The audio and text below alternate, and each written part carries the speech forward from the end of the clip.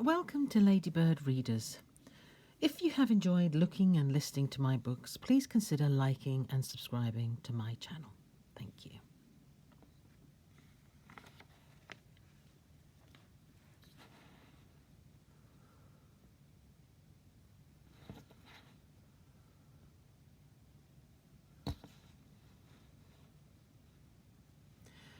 People Who Help Us. The Postal Service. A Ladybird book. This edition was published in 1983. Since this was published, a lot of things have changed about the Royal Mail, but it's really fun to look back and see how things used to be. I hope you enjoy it.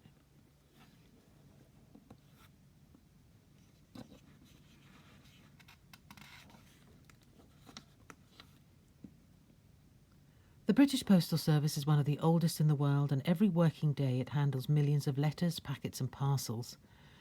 Collections are made from post boxes and post offices and delivered to over 22 million addresses. This book, with colour photographs, most of which were specially taken for the book, explains in simple language how the system works and looks behind the scenes at the working lives of postmen and postwomen. People Who Help Us. The Postal Service, written by Ron Edwards, and photographs by Tim Clark.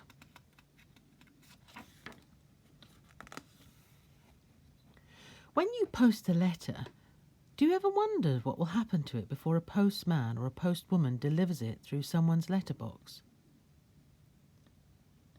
A postman delivers the mail. When you post a letter, the metal or plastic plate on the front of the postbox will tell you what time the postman will next come and empty the box. First of all, a postman will come in a van to collect all the letters from the postbox. People have to hand parcels, registered letters, and other special kinds of mail over the counter at a post office. Parcels or packets can be weighed on the scales at the post office, and this will tell you how much you must pay to send them. The van takes the letters from the postbox to the local sorting office. Bags of mail and large parcels are loaded into the mail van. Then all the mail, letters, packets and parcels are put into bags and sealed. The bags are loaded in a big van which will take them to the nearest post office in the nearest large town. Larger post offices have big sorting offices.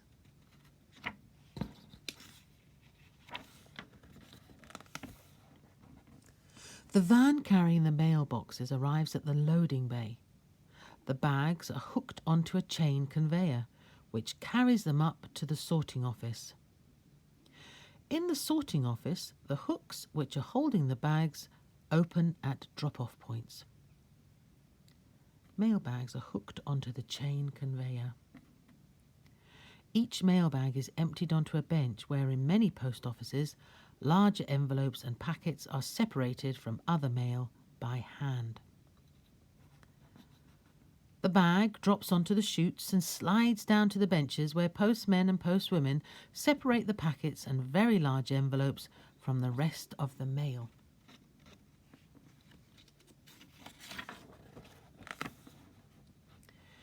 In the most modern mechanised sorting offices, the bags are emptied into a segregator. It automatically separates packets and very large envelopes from the rest.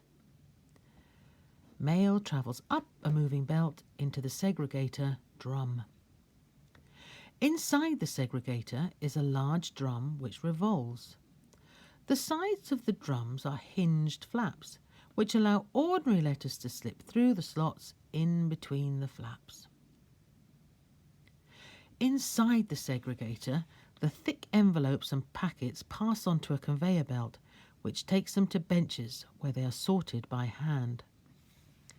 The ordinary envelopes are sorted by size and shape into 3 groups by the segregator.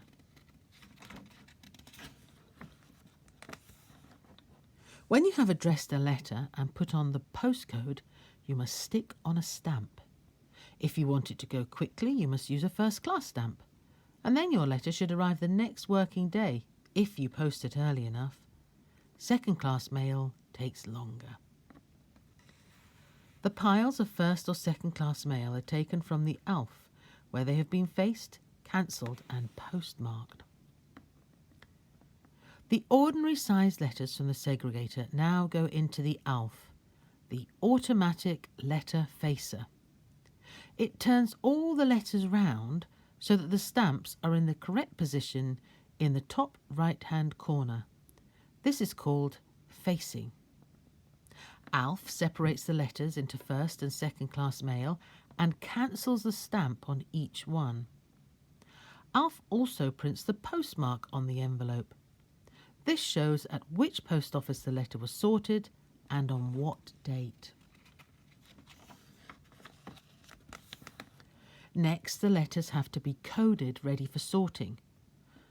At the coding desk, an operator sits at the keyboard like a typewriter. An operator types the postcode. As soon as the letter is coded, it travels along a conveyor belt to the pre-sorter. Every time the operator presses a pedal, a letter moves in front of him or her and stops while the postcode is typed. Some operators can code more than 3,000 letters an hour.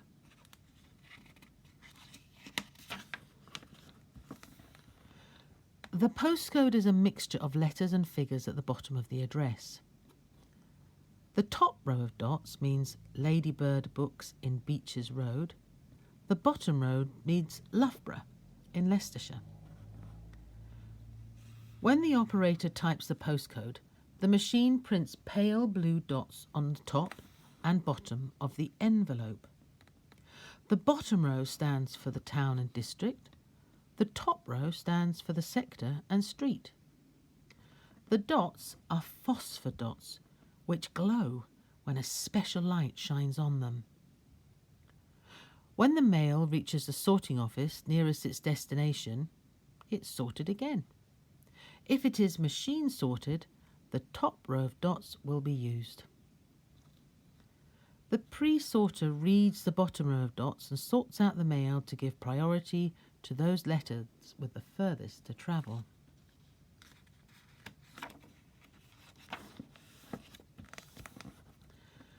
Above and below you see the pictures of the ASM.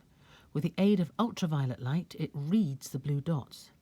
It sorts the mail into 138 main destinations at 16,000 letters per hour.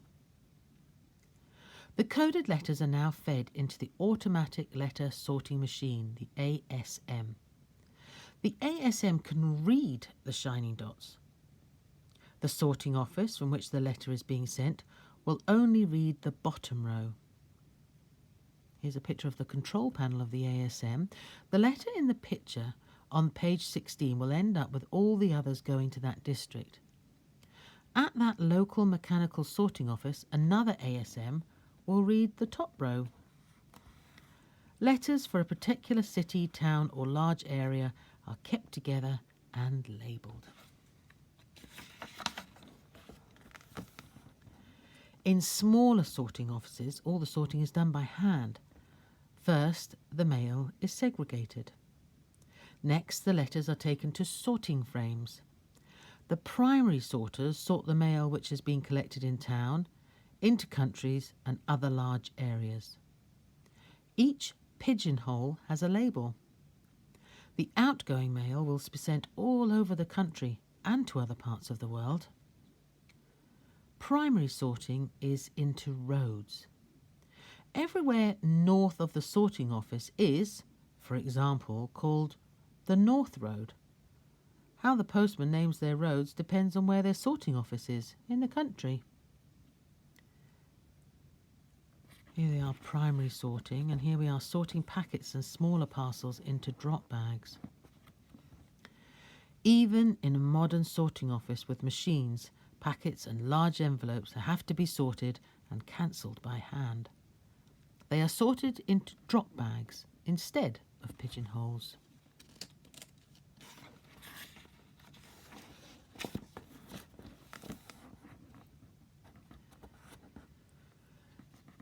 Secondary sorters will sort the roads from the primary sorting into towns and districts. Local or incoming mail, which has been sent from other sorting offices, is sorted ready for delivery. The postmen and postwomen will sort the mail into the correct order for the houses on their rounds. This is secondary sorting done by the postman. The sorted parcels drop down the chute and are put into a wooden container called a mate, a mail, all-purpose trailer equipment. Parcels are not dealt with in ordinary sorting office. They're put into special wooden containers and taken to the nearest Parcels Concentration Office, the PCO, to be sorted. The operator in the control room at the PCO can see on small TV screens when the chutes are full or blocked.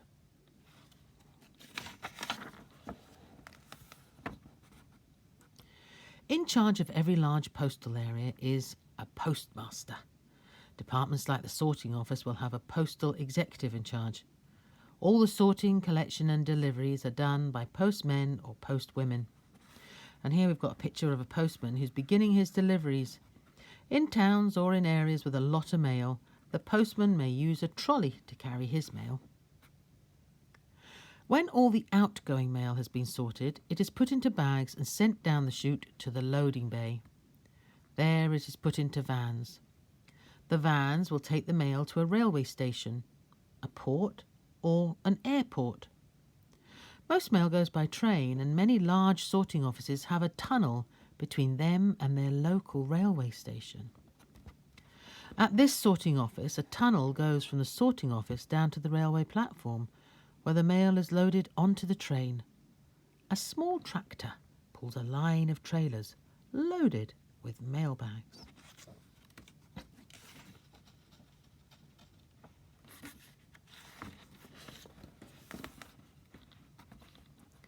The control room operator watches the progress of the post office's underground railway system. In London, the post office has its own underground railway. Carries mail between 6 sorting offices and 2 main railway stations. And here on the left you see the railway collects the mail bags from the sorting offices, and above in this picture Royal Mail trains are being loaded at Euston Station in London. These trains will travel through the night.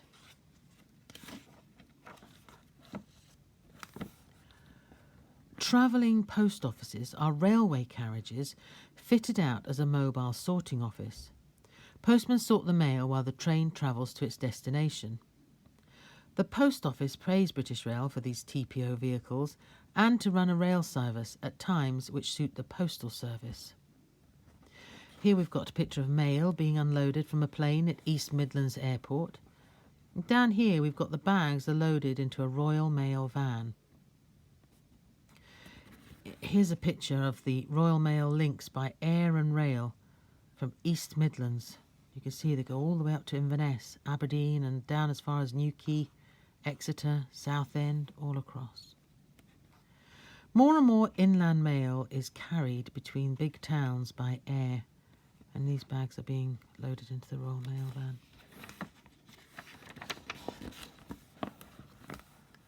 All letters and postcards to Europe go by air too. If you want to send an air mail letter to any other country, you can use a special envelope or an air letter. You may also stick an air mail label on an ordinary envelope. Air letters and air mail paper and envelopes are made from very thin, lightweight paper. It can cost a lot of money to send ordinary letters by air mail. After all the sorting is finished, the letters are ready for delivery. Each postman or postwoman has to deliver letters in a particular area called a walk. It's still called a walk if the postman goes by bicycle. In country districts, postmen deliver letters and parcels by bicycle or van. Sometimes a post bus is used and passengers travel on it too. Here's a picture of a post bus in a Welsh town. Boats are used to deliver mail to ships in ports and to people who live on the islands.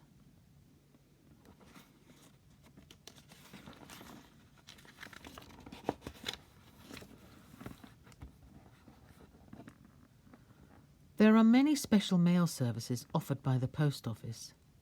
If you need proof that a letter has been delivered, you can use recorded delivery. You pay extra and fill in a form, but a special label is stuck on the envelope. Here we have forms and labels for different types of delivery. If you put a stamp on an advice of delivery card, the card will be sent to you when your letter is delivered. To send cash or something else which is valuable, you should use a registered letter envelope and pay an extra fee. If the packet is lost, you will get back a sum of money. And here's some of the other services that are provided by the post office. Just see there's application for passports, telephone stamp cards.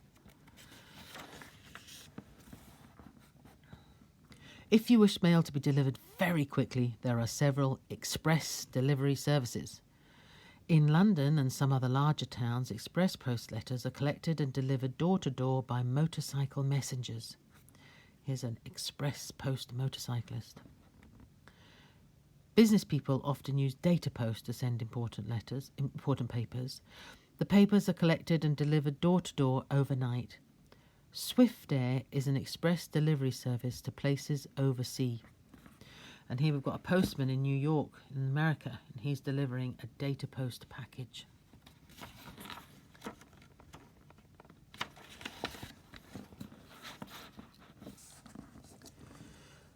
There is a free postage for blind people. People use it to post talking books and other things written in Braille. You can also send a harness for a guide dog free of charge. Business people often want to write to customers to be able to write to them. Business people often want customers to be able to write to them free of postage. They send free post or business reply envelopes. When they are posted back, they go to a special sorting bench. A machine counts them, and the post office sends the business a bill. Businesses which send out a great deal of mail can have franking machines. They print stamps onto the envelope. People who have them pay a special fee to the post office. It says each envelope is weighed and the franking machine prints the correct amount in the place of a stamp, plus a postmark. Different businesses can use different words or pictures as part of their cancellation mark. At Ladybird Books, it is a picture of a ladybird.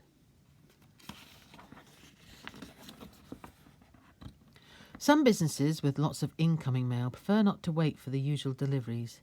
Instead, they have a private bag or box at the local post office, and staff go to collect the mail. Here's a picture of mail for the Ladybird Books is collected from the local sorting office. The heavier a letter is, the more it will cost. It also costs more to send one overseas.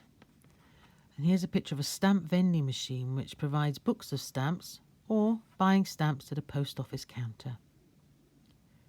You can buy postage stamps at a post office. They can be bought singly or in books. If the post office is closed, you might find a stamp vending machine outside.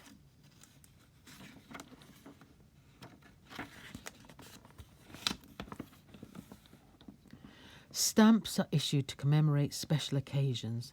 They are often very beautiful and interesting. That's why many people collect stamps as a hobby. The world's first adhesive postage stamp was the penny black. It was issued in 1840. And here's a selection of commemorative stamps. Behind the counter at a head post office. There are 3 kinds of post office. As well as the larger head post offices, there are salaried sub-post offices and agency sub-post offices. The post office owns the buildings of the head and salaried sub-post offices.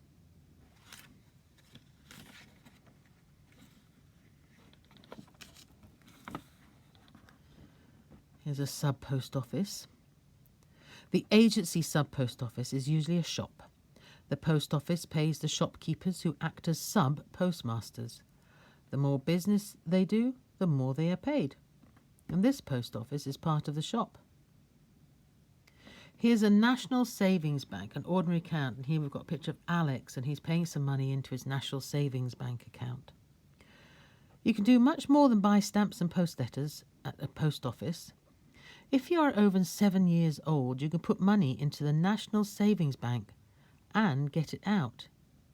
If you are younger, grown-ups can put money in for you, but you cannot take it out until you are 7.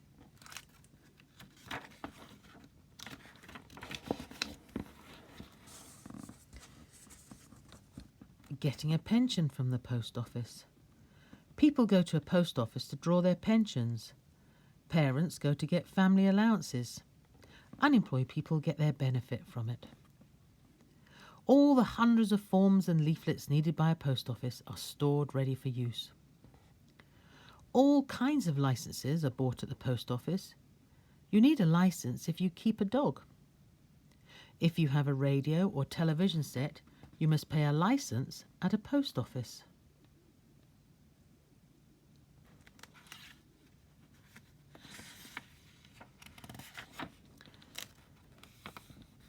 Small sums of money may be sent by using postal orders. You pay a fee when you buy one. If you can't write a cheque, a postal order is the safest way to send money through the post. If you are over 15, you can join the National Giro Bank. You can get a book of cheques, and it works just like an ordinary bank, but everything is done at the post office. These are some of the many services offered by the post office.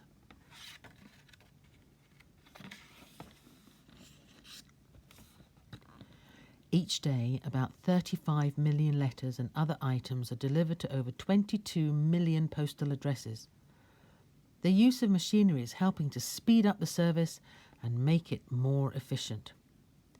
And here's the correct way to address a letter. It shows the name of the person, the number of the house and the name of the road, the town or city, the county, and the postcode. We can help by addressing letters properly and using the postcode, and by wrapping up parcels carefully. In 1784, the first mail coach ran from Bristol to London. 20 years afterwards, there were 200 coaches in service with the title Royal Mail printed on their sides. Toll gates opened to them at the sound of a horn.